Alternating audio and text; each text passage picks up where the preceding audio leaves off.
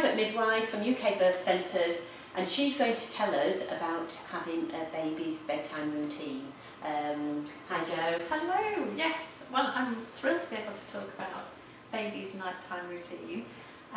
Obviously as a midwife I see mums in those early days where they can't believe their baby will ever get into a routine. No, I was one of those. I was one of those. It's really nice to let them know that this baby has a lot to get used to.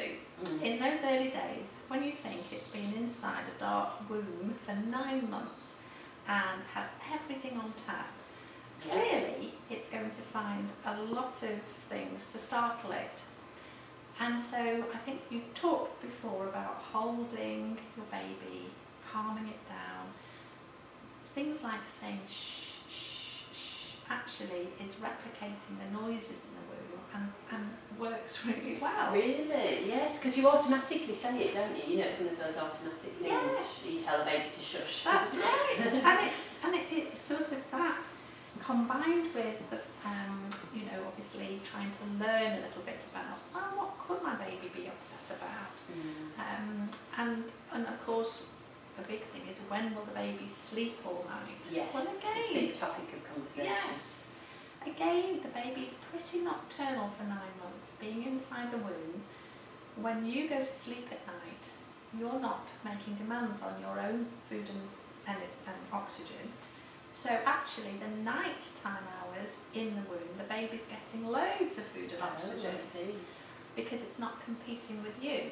So it's born with, sadly, the clock totally upside down. Upside down, yes. So really, we're fighting a little bit of that at first, but slowly, I think the night-time routine can help just get a message across that we're heralding the coming of the night.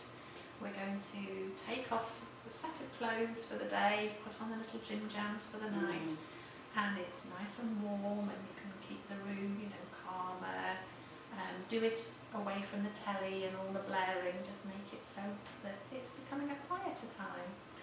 So what we'll do is we'll talk about how to bath a baby, but if I could say that maybe in the first month of life, we don't bath the baby every night, because again, I think we talked before about the skin being very delicate. Yes, and those natural oils we were talking about. Yes, that's it. Yeah.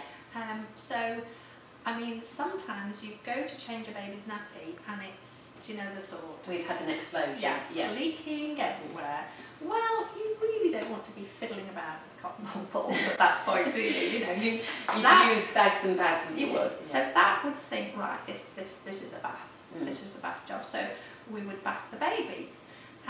But literally, if we say for the first month, maybe a bath twice a week, something like that, or for those explosive nappies. Yes. But then once the baby's been sort of acclimatised, after a month, then maybe you could get, the bath could be part of the evening routine of sort of calming it down.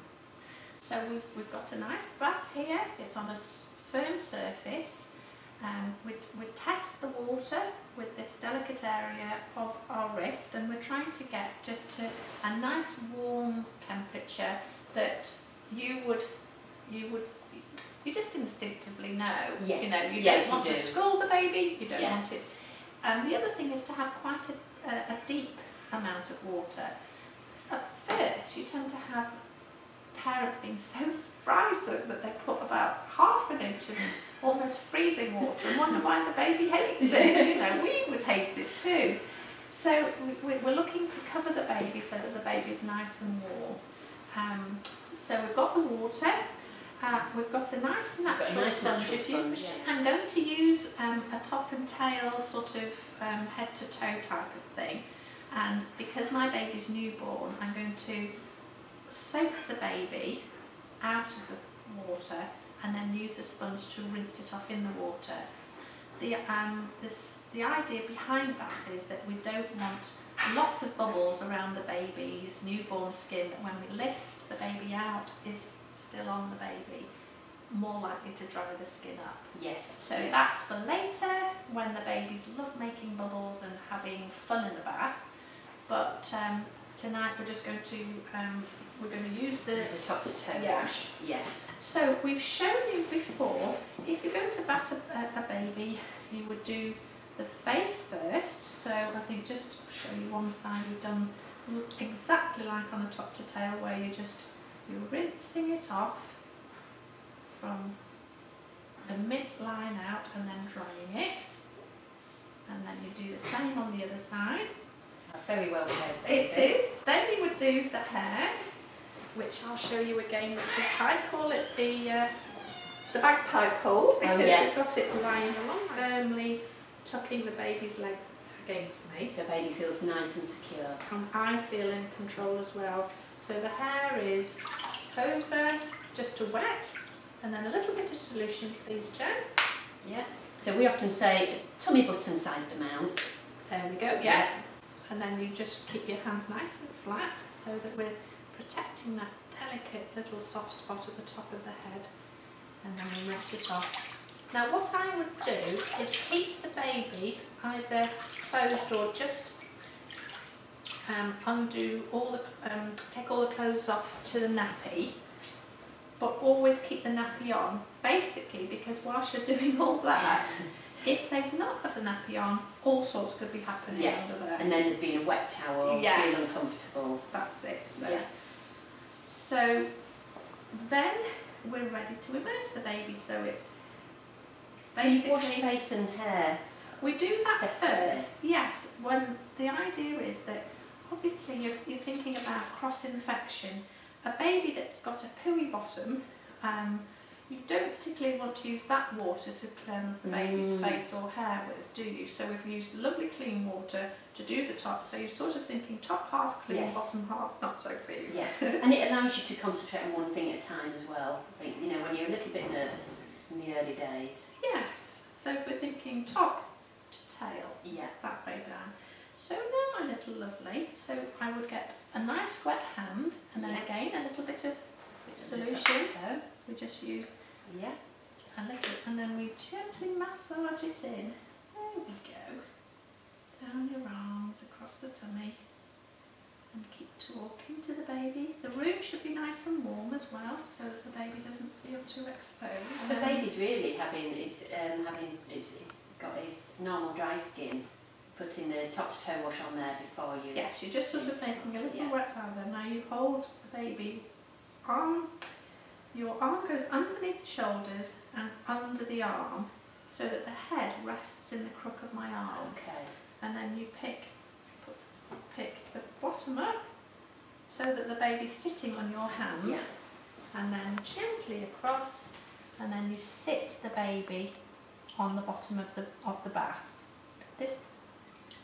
And then you've got this hand free. Do we need the sponge? You can, yes, lovely. So we're using that just to rinse all that soapy bubbles off under the arm, massaging the hand.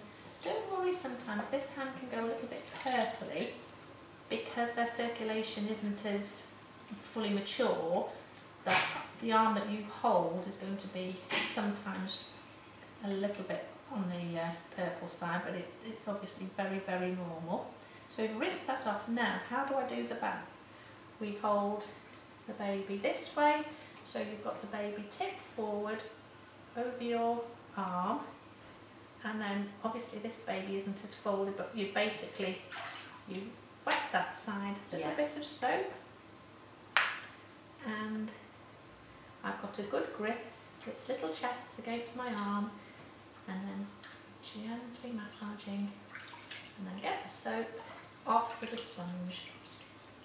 And hopefully baby's enjoying it as much as our baby is. Yes. If baby started crying and felt distressed, I think my immediate action would be to whip him out straight away. Or is it best to just kind of chat soothingly? And I think ultimately it is a case of you trying to give messages to these little ones.